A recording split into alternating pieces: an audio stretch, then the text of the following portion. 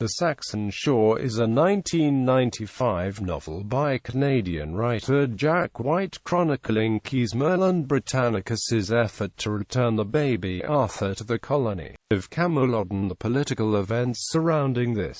The book is a portrayal of the Arthurian legend set against the backdrop of post-Roman Britain's invasion by Germanic peoples. It is part of the A Dream of Eagle series, which attempts to explain the origins of the Arthurian legends against the backdrop of a historical setting. This is a deviation from other modern depictions of King Arthur such as Once and Future King and the Avalon series, which rely much more on mystical and magical elements and less on the historical. Plot summary. The preface explains this style as Merlin writing his memoir of how he met Arthur and came to raise him. Cornwall's Saxon Shore begins with Merlin and the infant Arthur stranded in a small boat on the southernmost extreme of the Irish Sea. An Irish pirate ship captained by Connor, a prince of Eire, captures the boat.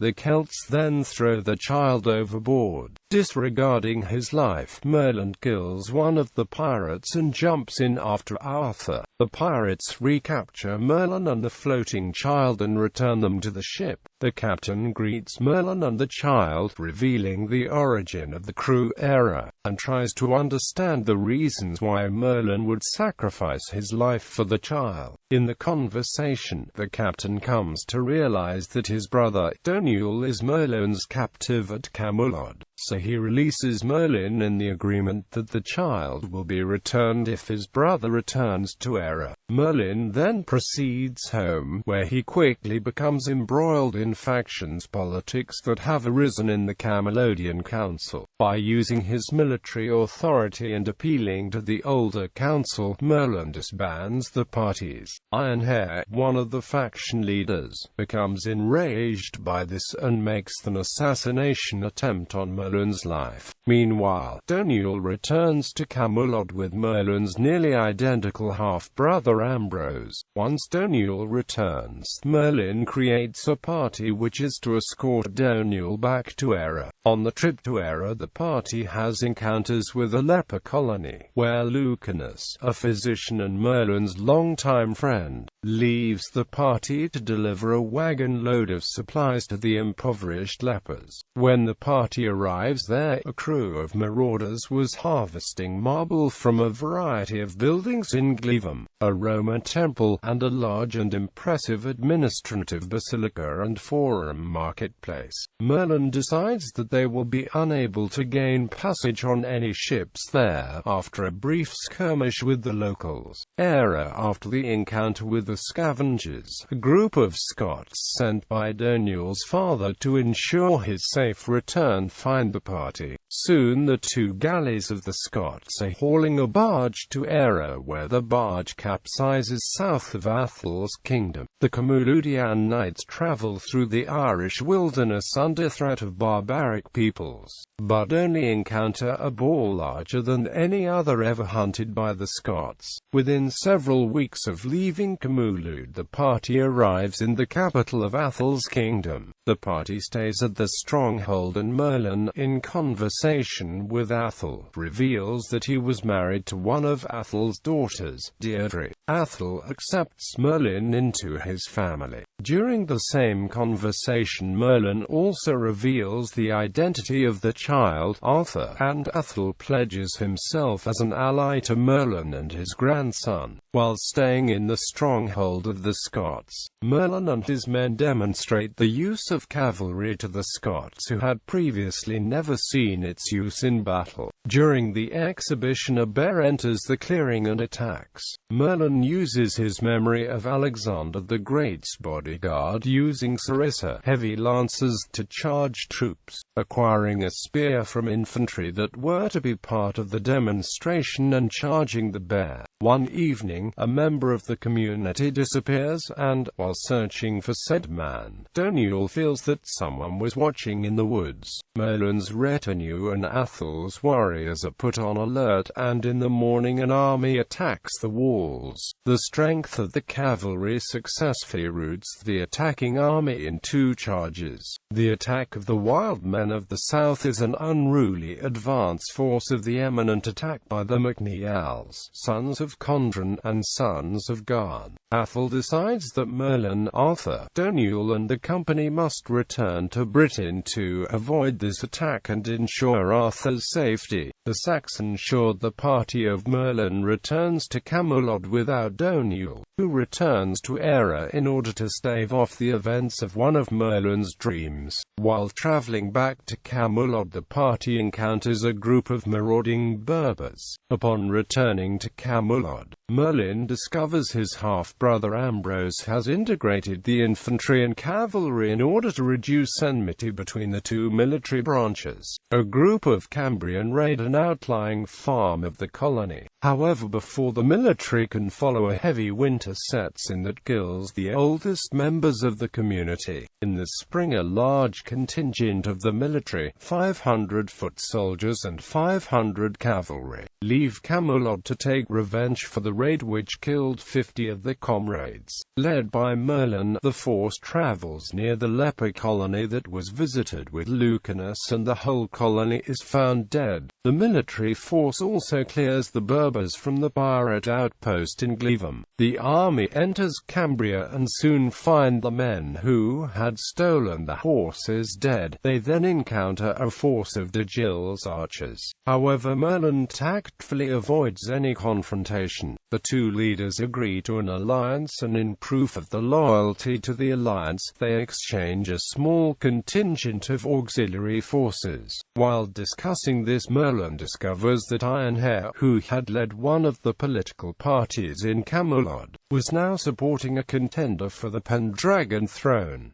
Merlin and the forces return to Camulod and years of peace ensue. Merlin and Ambrose make a trip to Northumberland and discover that the alliance between Briton Romans and the Norse that had maintained the strength of the kingdom is failing. They return to Britain and begin the education of Arthur, along with the other family and friends of Merlin. An attempt is made on Arthur's life by a group of men loyal to Ironhair, and the Council of Friends which had come to surround Merlin decided that in order to protect this future king he must live outside of the community which knows of his existence. Merlin decides to settle Arthur in Ravenglass south of Hadrian's Wall. Epilogue. Arthur and Merlin travel to Ravenglass aboard Connor's galley and are welcomed by the Ravenglass King Derek. Characters: Caius Merlyn Britannicus, a member of one of the oldest families in Camulod. He has inherited the command of the colony's military forces because of this. His wife has died 3 years before the beginning of the book. He has been educated by Druids along with his Roman elders, who have taught him much about both occult Celtic knowledge and Roman military tactics and understanding respectively. Merlin was previously married to the daughter of King Athel of the Scots, Deirdre. Merlin has dreams that often become true. Arthur Pendragon, the heir to Uther Pendragon. He is the illegitimate son of Uther and Igraine, Lot's wife. His mother was the daughter of Athel mac Ian. Because of this, Arthur could potentially claim the thrones of Cambria, the Scots, and Cornwall. Merlin also intends to raise the child as if he is his own, adopting him so as to allow Arthur to become protector of Camulod as well. Lucanus, a physician trained in Alexandria to become a doctor of the Legion, now residing as the prime medical caregiver in Camulod. He is schooled in Galen's medicine. His mentor was also a strong believer in chastity as a means of enlightening the soul. He is older than Merlin. Domhnall, a prince of the Scots, whose kingdom is in error, held captive by Camulod as an assurance of peace. While living in Camulod, he develops a fondness for the government and becomes soldier of Camulod. Ambrose, half-brother to Merlin on his father's side. Ambrose was formerly a leader of King Vortigern's Northumbrian forces and invited to return to Camulod. When he returns, Merlin offers Ambrose the position of second-in-command of the armed forces of Camulod, in order to better integrate the ability of the cavalry with the infantry. Athelmacian, king of the Scots of Era, an old king who rules a large section of Western Ireland. He is the father of Domhnall and Connor. Turga, the woman procured by Merlin to take care of and feed Arthur after Connor's ship finds Arthur and Merlin. She becomes the perpetual caretaker of Arthur among Athel's tribe, and during Merlin's return to Britain, Fidelis Merlin Centurion, or NCO, acting as the second-in-command of the small company of cavalry that accompanies Merlin to Era. Sheila, Domhnall's betrothed. She also has the dreams of foresight like Merlin. She and Merlin have a love interest in each other. However, they decide not to pursue this in light of her betrothal to Domhnall and Merlin's pledge of celibacy. Dugil, the cousin of Uther Pendragon and the most clear man to inherit due to the hidden existence of Arthur. He controls a sizable amount of the Pendragon lands. Modder Druid, who had apprenticed to the same teacher as Merlin, who is now in service of Dugil. Ironhair, a political agitator who flees the kingdom of Camulod once his motives are discovered.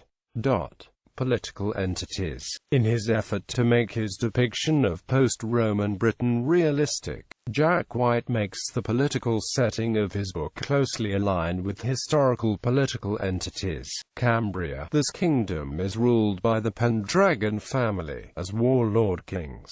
This Celtic state is in modern Wales. Others' death prior to the beginning of the book leaves no heir other than Arthur. However, the polity disintegrates into a number of warring factions.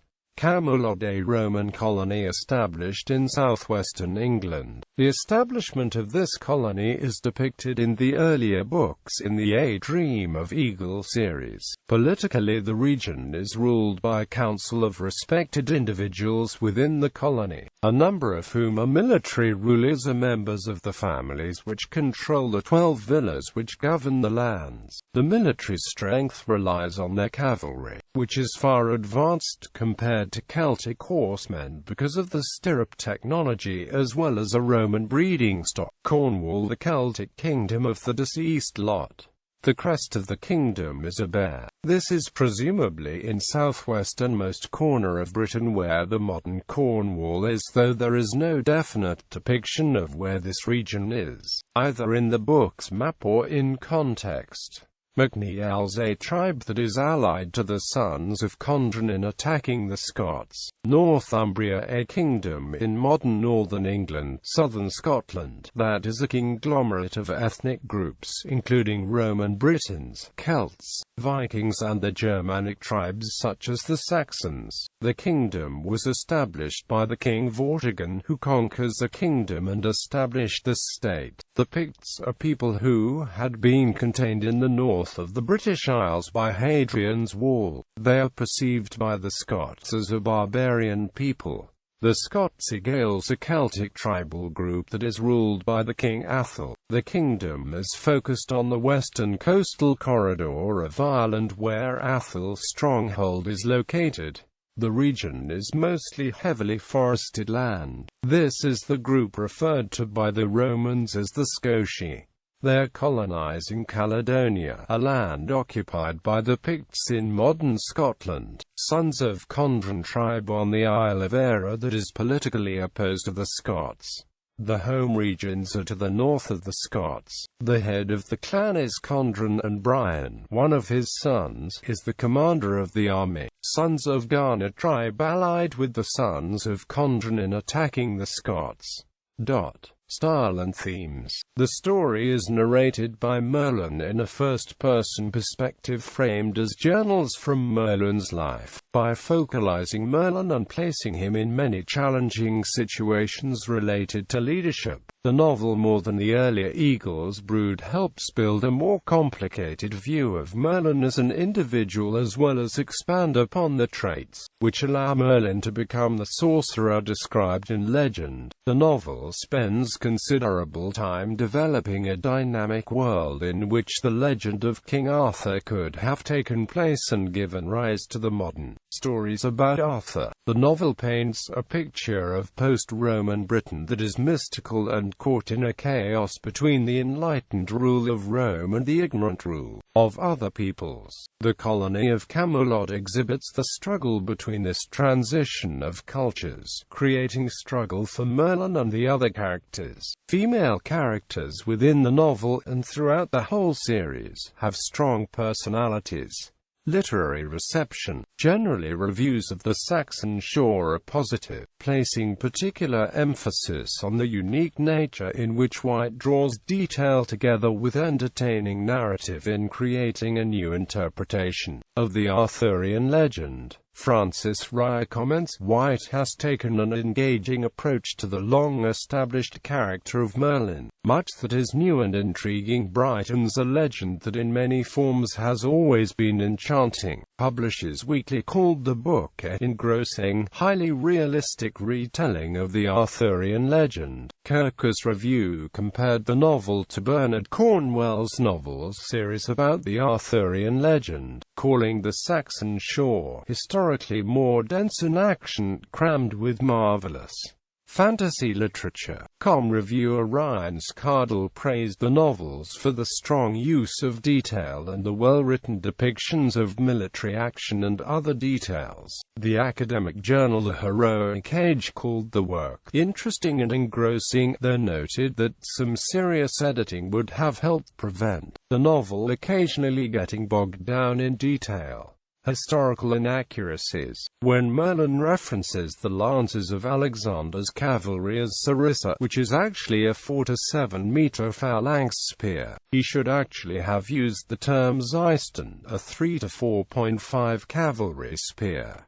This may have been a response to the 1977-78 articles by M. Markle which proposed the alternative use of the sarissa by Alexander's cavalry. However, as yet this remains a controversial issue among modern historians. This theory, based mostly on archaeological findings and skeptical reading of historians, would likely not have been available during the 4th, 5th and 6th centuries, the era when Merlin and the other Britannici would have been able to learn such information.